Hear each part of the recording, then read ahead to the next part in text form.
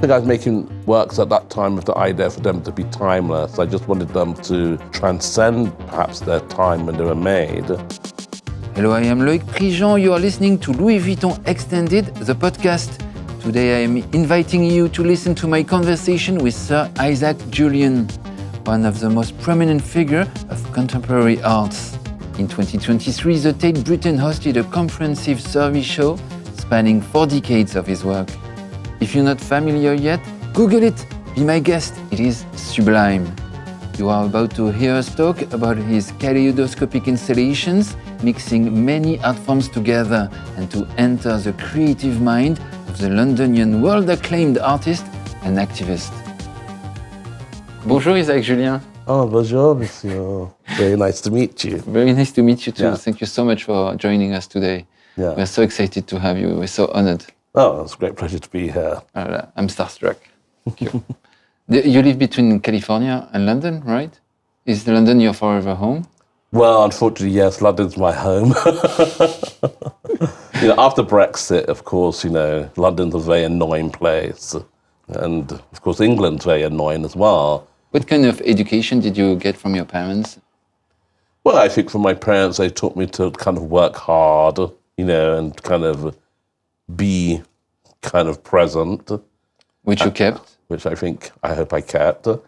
And I think that, I grew up in the time in East London where it was very interesting. And for me, I got exposed to a milieu of artists who are working just across my street. Really? And I thought to myself, what are these white people doing? They're very, they dress strange, they do funny things. And I remember walking into a house and there was a performance going on. And there was somebody that was in the bath and they were more or less naked, I thought, God, these white people are very strange indeed. But then, of course, I was a bored, in a way, kind of black teenager, and I met them, they befriended me, and they taught me all kinds of things, like photography. I got exposed to filmmaking. There are filmmakers that were part of this group of people, and there were radicals, political radicals. I would say that from then on, going to art school and all of those things were just something that, I wanted to do. Did you have an artistic family around you to complete this landscape? In a sense, one built one's own family, yeah. But I think you realize that all the things that your parents do, they have artistic virtues to them. And so it's really about how you view that artistic virtue and how you deploy it in the things that you do. Is there traces of music they listened to or films they watched in your work? I think all the things that they did are all the things that are in my work. Can you tell me about London in the beginning of the 80s? Is that the time where you go to St. Martin's School of Art? Yep. What's the mood in London at that time? Well, of course, London in the early 80s is really just after punk rock. And so everything is happening in music. And you have Seditionaries, you have Vivienne Westwood. What happened after that? They said no future, so you're in that no future zone. But the no future zone is, in a way, a creative zone. It's a fun zone, because if you have no future, then you don't have to have respect for authority. You don't have to respect for the establishment. Everything is doing that. It's all about the kind of reinvention of things and, the kind of freedom that grants you. And so I would say in this particular time, there's a lot of freedom, but of course there's a lot of autocratic aspects, Thatcherism, the miners' strike, all of those things. But I think all of those things create a kind of frisson where basically you're able to respond to them in creative ways. You're not necessarily just hammered down. So I think for me, it's really about taking those moments in the 80s and realize it was really exciting. So for me, going to St. Martin's, it was very exciting. It's very exciting to meet painters like Peter Doig or, to go to soirees with young John Galliano or to kind of do these different things. All these people that that when you're in art school, that you kind of know, oh, well, they're probably going to do a few things kind of later on in life. Or, you could have somebody like Hamish Bowles. There's a whole kind of milieu of different people that you're You know, because St. Martin's Den is like the Oxford of art schools. So in a way, kind of, yeah, it all makes sense. Somebody's going to, you know, the Face magazine, ID, all of these things, the countercultural youth revolution. Can you tell us about the events that inspired your debut film in 1983, which is called Who Killed Colin Roach? Yeah. I mean, the way Who Killed Colin Roach is the first video artwork that I made as a documentary. You were still at St. Martin's? I was still at St. Martin's. I got my brand new video equipment without my professors knowing and brought them to the demonstration, which was not a very good thing to do, but it felt like it was an important thing to do. So I was really repurposing the technology of video art for the street and to, in a way, tell the story of this black family who had found that their son, you know, was found dead in a police station. And so really, I think all I was doing was really telling the story that could have been my own family. I mean, it was something that happened in East London. It was something, parts of my family are quite friendly with the Roach family. But funny enough, that story became more important to me when I made a film called Lessons of the Hour, which is currently showing at the Museum of Modern Art. I opened there last week. But this work, which is on the life of Frederick Douglass, who was an abolitionist, who had been a slave, but basically became one of the most important sort of spokespersons in the US in the late 19th century, and was also one of the most photographed persons as well. He was talking about freedom, talking about abolitionism, and that very early work that I made came back to me. And so I brought that work back into circulation, and I'm probably going to be doing a few more things with that early work in the future. Oh wow, so Colin Roach is still celebrated in a way. Yeah, I think it's important to sort of bring some things really back into the present. How old was he when it happened?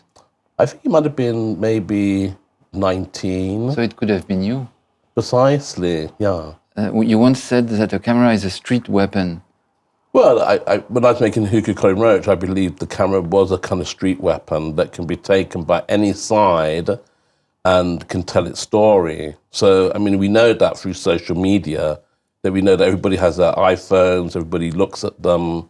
We know that they can be told certain things from one position and certain things from another position. And we know that it's totally corrupted our political discourses and how we think about ourselves today. More than ever. So I think if we can just take the idea of the camera, you know, and the iPhone, that the iPhone creates Black Lives Matter movements, but also at the same time, it creates a lot of disinformation, you know. So I think, yeah, that's the power of the camera. Ouais. Every time it's a good street weapon, it can be a bad street weapon too. Ouais. Absolutely, yeah.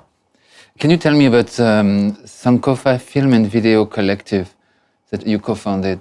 What was the purpose of it, and what does Sankofa means? Sankofa Film Video Collective was a sort of group that I founded with 5 other kind of people of colour who graduated from art schools, goldsmiths, from Polytechnic of Central London. And we came together because we thought it would be great to come together.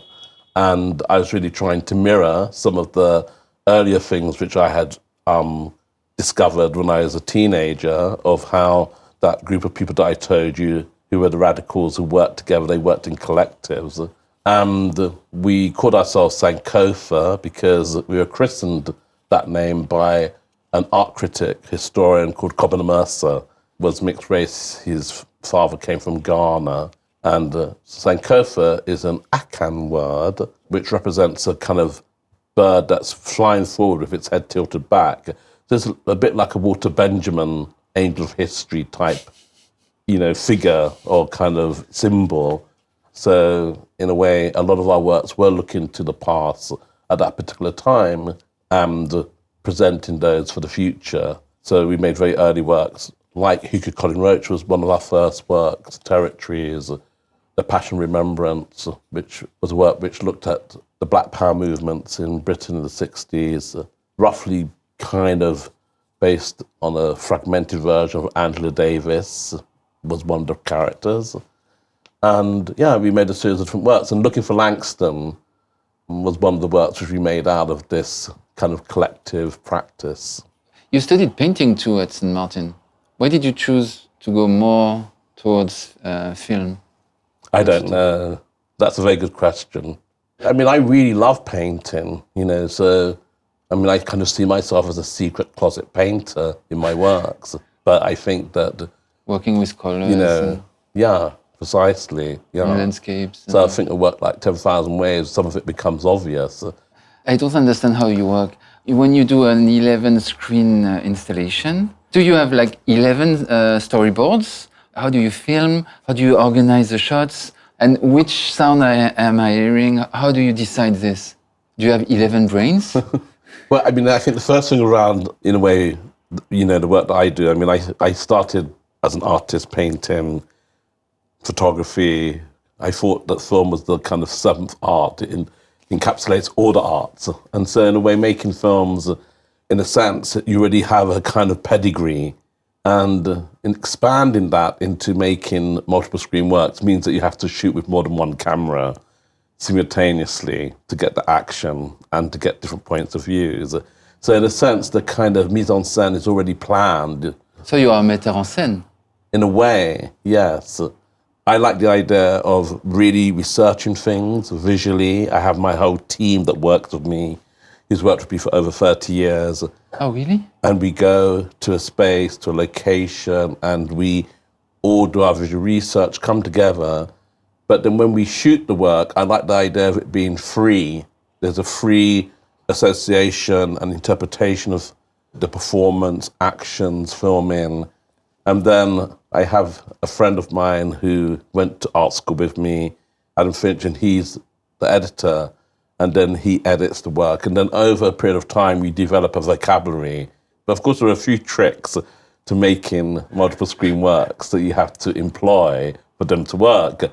I know that I make these works because I really enjoy making them, as opposed to just making single screen classical films, which I also like. But I think there's something that's very exciting about multiple screen works, but you have to know what you're doing. Yeah. How do you put all the pieces together? Because your art merges film, dance, photography, music, theater, and even painting. How do you merge everything?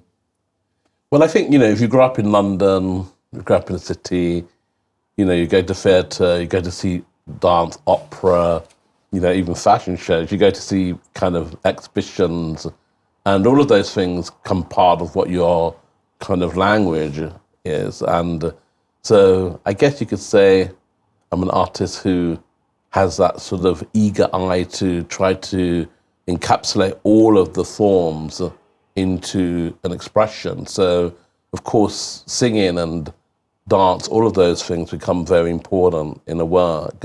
That's why I made film, because I could bring all those forms all together simultaneously. How long does it take from the original idea to the final installation, you would say? You say 6 years?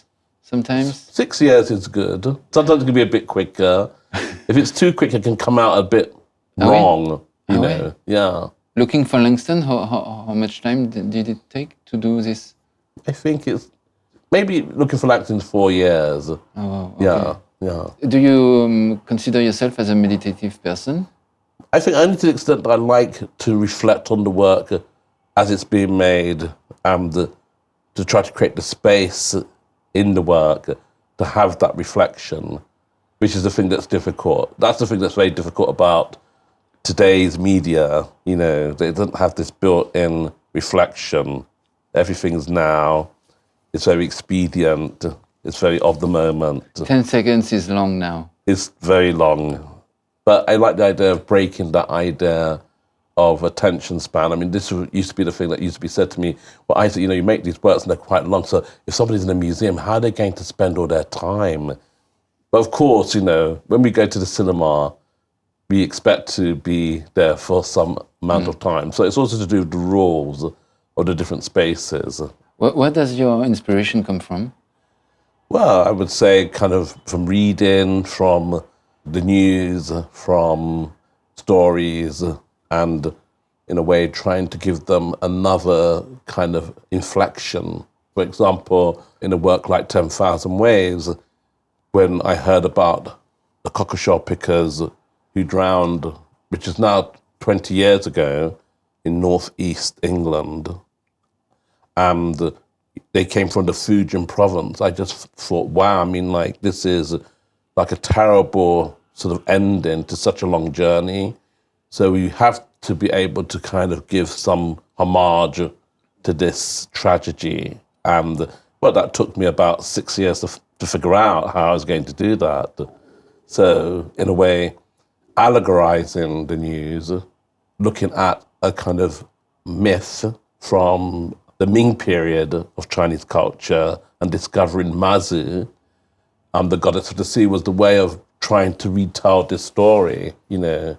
So I like the idea of abandoning the kind of normal ways that people tell these stories, be it about migration, to give them another kind of allure that really will kind of move the audience to a different sort of identification to the ones that were usually ordinarily offered. And I think this particular piece is right now visible in the Espace Louis Vuitton Osaka. It was done in 2010, I think. That's right, yes. Yeah, so I mean, it's kind of, you know, over a decade and a half.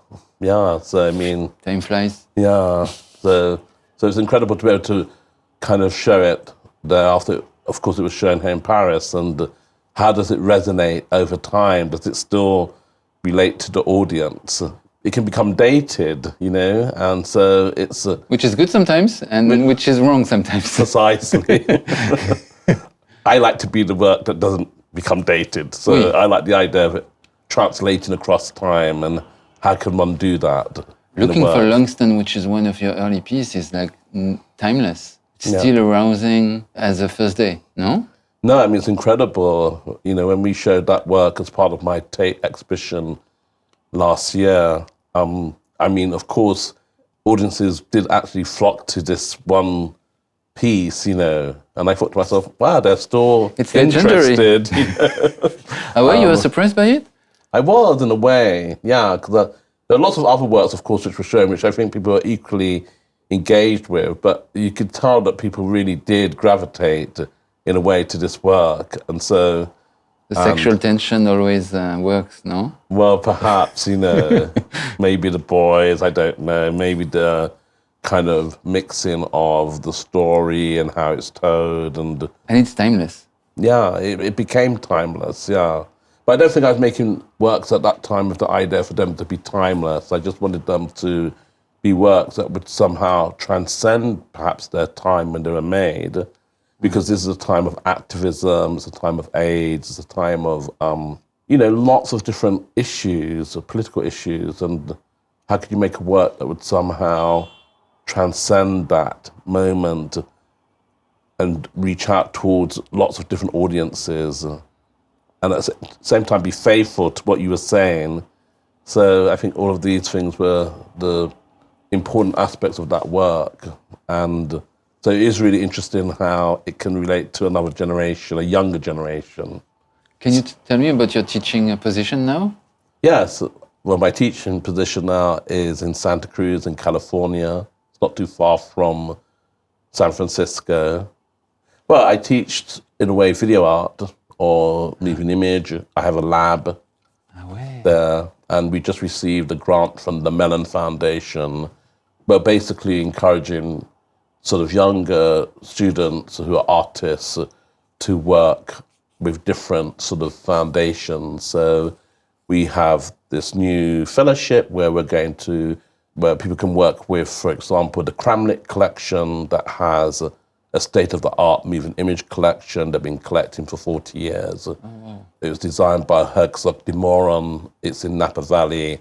So one or two people can be positioned there, work with the curator. There's another position where we're creating where they can work on a show, which I'm doing at the De Young Museum in San Francisco, and they can work with the curator on that exhibition, work on publications, things like that.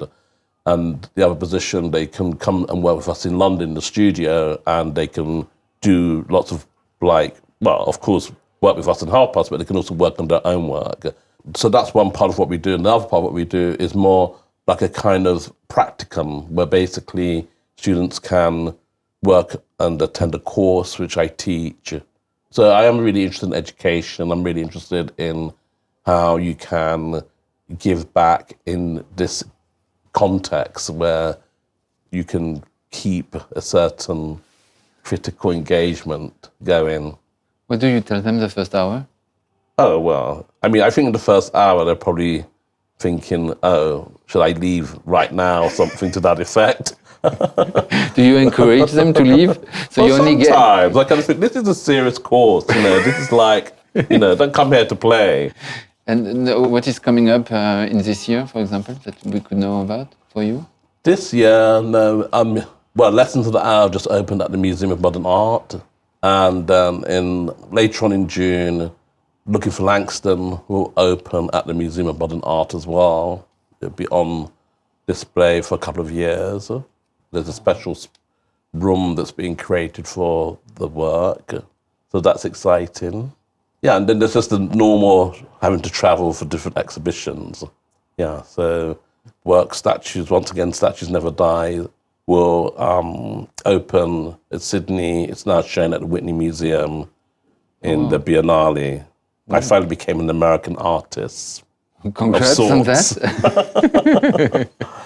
Thank you so much for taking the time to be with us today. Oh, thank you. Merci beaucoup. Yes, it was very nice conversation. Such a pleasure. Merci. No, it was super interesting. I was interested in what he said about landscape. What he does is creating landscapes, super immersive installation where you kind of take the time and suddenly you react in a different way that you react in front of paintings in museums, I guess. Thank you for listening to this episode of the Louis Vuitton podcast, Extended. I'll be inviting you soon to discover new stories in the company of visionary personalities. Find all the episodes on your favorite listening platforms, such as Spotify and Apple Podcasts. You should subscribe to the podcast to get notifications so you don't miss any upcoming episodes. I look forward to welcome you back.